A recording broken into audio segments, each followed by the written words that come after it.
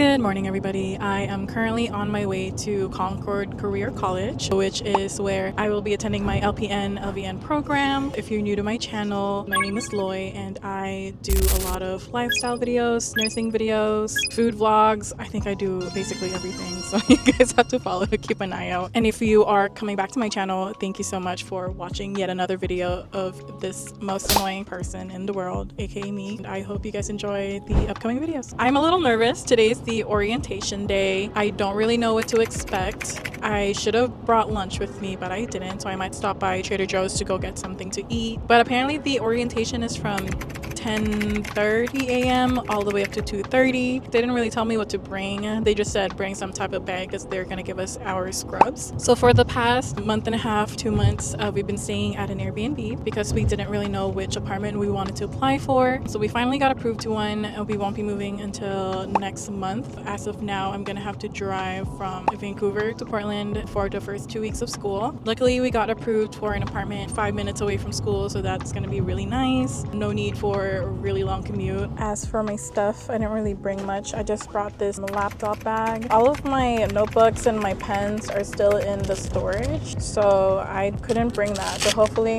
I'll have something to write with. I did bring my iPad, my glasses, just in case I ever want to get rid of my contacts that I have on, hand lotion because my hands get dry a lot, my DJI bag, and perfume. That's really it. I have my ID and stuff in there too. Obviously, I'm not going to show that. Identity theft is not a joke, Jim.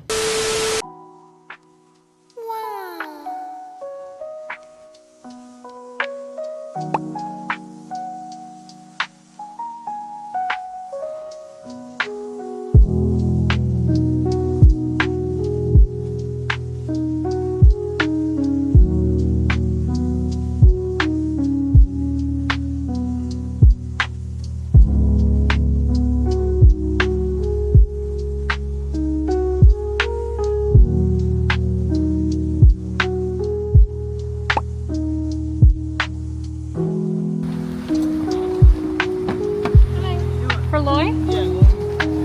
Awesome. I'm good. How are you?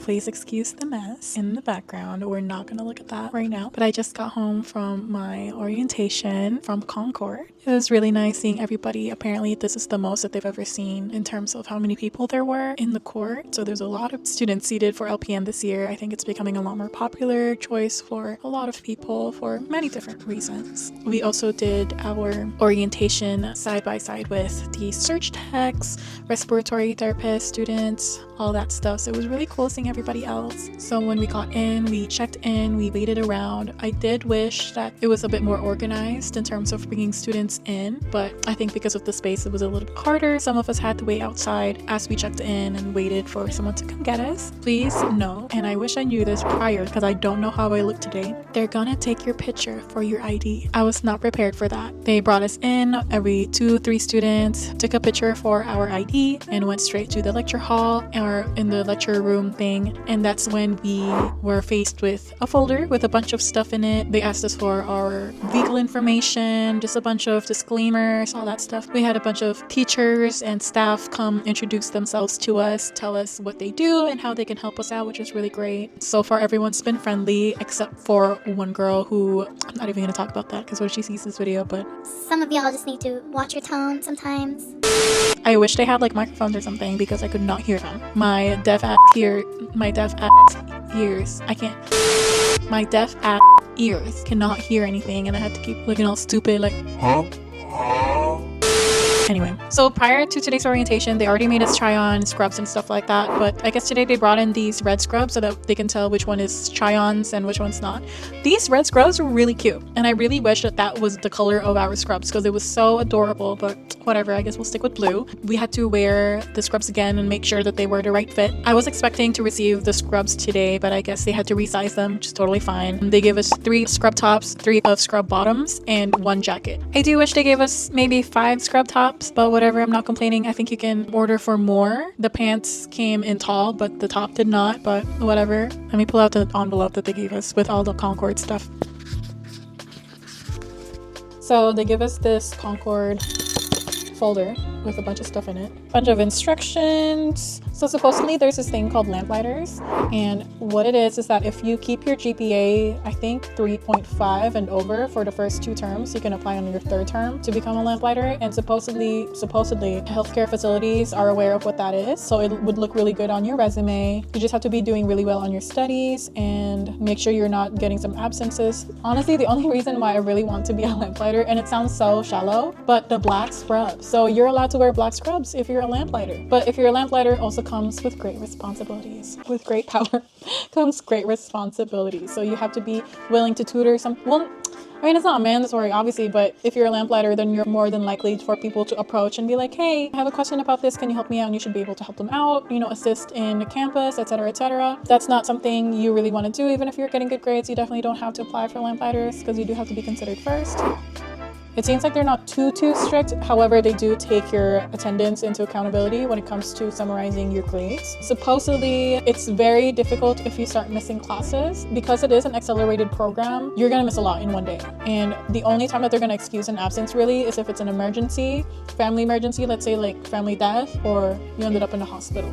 But other than that, most of the time they're not going to excuse it. I think after 14 days of inactivity, then they would have to withdraw you. So meaning you're not showing up to class, you're not responding to emails, all that stuff, right? But yeah, so for the attendance, it states regular and punctual attendance at all scheduled courses to include clinical experience and externships is expected of all students. I think they'll give you a hard time if you miss a lot of your clinicals. Attendance has a direct correlation to your academic success. Duh. But honestly, like if you're going to attend an accelerated program, like you're going to have to commit to that time. Like please don't, I'm not trying to discourage you, but it's like if you're gonna go to an accelerated program, please know that you have to prioritize this above all else, because if not, then there's more than likely you're gonna be behind in certain classes, might even fall behind a class, fall behind a term, which will definitely push back when you're gonna end up graduating. And to me, the point of the accelerated program is so that I could finish it at a shorter amount of time. So I'm just throwing it out there, like really think about your schedule, really think about your time management. They gave us a bunch of information on where we're gonna end up paying our tuition. I say we cancel student tuition, but whatever. They also show you the apps that you're going to need because it is a blended course. So that means some of our classes are going to be online and some of them are going to be in person. So they give us a bunch of apps to download.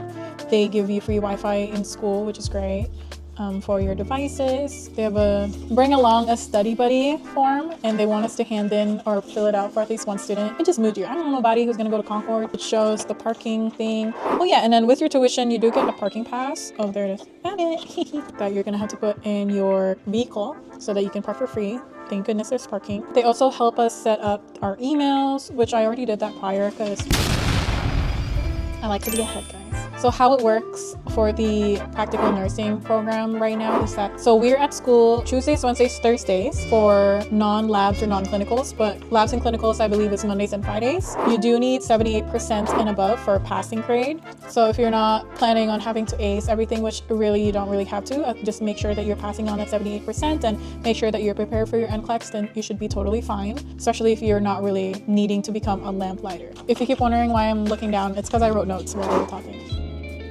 So during clinicals, your hair does have to be tied up, but for other classes, it should be fine. But labs and clinicals, your hair has to be tied up and away from your face. They do give us the first term to get some vaccinations done prior to our clinicals. So they expect us to get the MMR, Tdap, I think varicella, hepatitis B. They are requesting a new COVID vaccine, which is a little worried about. I think I'm going to try to do that before school starts because I get symptoms. For sure TB, because TB is only good for 1 year. So if you've had a medical experience before and you've had your TB, you have to do it again, most likely if it's been over a year. They are saying that drug test will happen within the 8th week. Federally, unfortunately in the United States, weed is not a thing yet, so weed is not legal. You cannot have that in your system during your drug test. You have 8 weeks from when you start school to kind of clear out your system, and they're saying as well that if there's certain medications that you're taking that may show up on your urine or your drug test, you might have to give them documentation of that as well. I have a feeling that my medication for ADHD is going to show up, so I'll probably have to show them my prescription bottle. They're saying that there's no homework makeups unless there's, again, like an emergency, but it has to be like, you have to be able to provide documentation, like if you were in the hospital, somebody did pass away, which is a little fucked up, but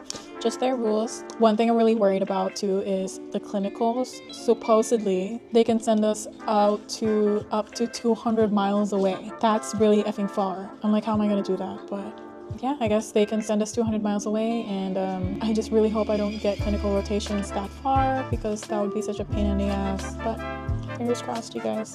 One thing that I'm a little disappointed about is that we don't receive our syllabus or syllabi until the first day, which is on July 8th. I was really hoping to get the books today as well, so that I know what kind of backpack I need to buy. We are not receiving those until Monday either. I was hoping to get a list of things that we need for school, supposedly on our first day.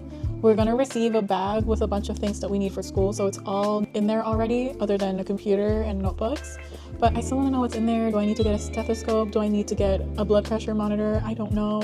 So I wish I knew that prior, but I guess I can't. And now I feel a little unprepared, but it is what it is. For the dress code, it states uniforms or scrubs must be clean, wrinkle-free, and well-fitted. On non-clinical or lab days, they said that it's okay for us to wear the blue Concorde t-shirts, but we didn't even receive those, so I think we would have to order those. But I think scrubs would be a lot more comfortable anyway, so it's fine. It says shoes must be leather or vinyl, OSHA compliant, closed-toed, and closed heel.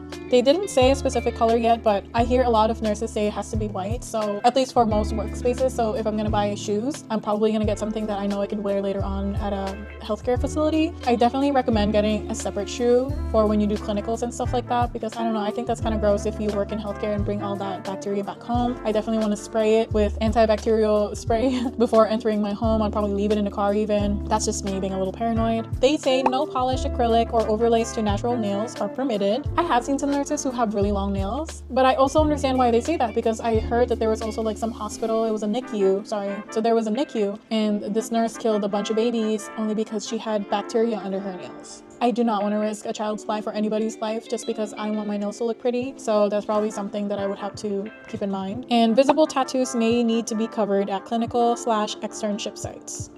So I probably have to wear an inside sleeve inside my scrub so that I can cover my tattoos and not cause any problems. But yeah, I think that's really it. I'm trying to remember everything we did. They did provide some snacks. Yeah, that's really most of it. Came in at 10:30, ended exactly at 2:30. Just made sure that we had everything we needed in terms of paperwork, answered a lot of our questions. But yes, that's really all of it for today. I hope I was able to give you some information on what to expect for your LPN, LVN orientation. So far, everybody's been very nice, so I'm very excited to return to school. One of the first things they said too was like, if you have any vacations coming up, cancel it. Because they are expecting us to be on it for a whole year. I think we get maybe 1 or 2 vacation days due to holidays, but other than that, Christmas for 1 week, that's it. Now, I am only speaking for Concorde, Portland, so I'm not sure if it's any different from the other locations. Alright, so I hope you guys found this helpful at all. And if you did, please give me a thumbs up and don't forget to subscribe for further nursing updates, lifestyle, probably even food. I'm gonna post as much updates as I can. I just really want to be able to put as much videos out there because I don't really see a lot of Concorde videos. I also don't see too much of like LVN, LPN videos out there. I mean, there's some, but I just feel like there's certain information that I wish I was able to get from those videos that I'm really hoping that I could provide for you guys. Like I said, if you have any questions, please comment down below and I would love to answer them for you. I think my next big video is going to be school supply haul, so that's going to be really fun too. But thank you guys so much again for joining me, and I hope you guys have a great rest of your day. All right, time to take a nap. I'll see you guys in the next video.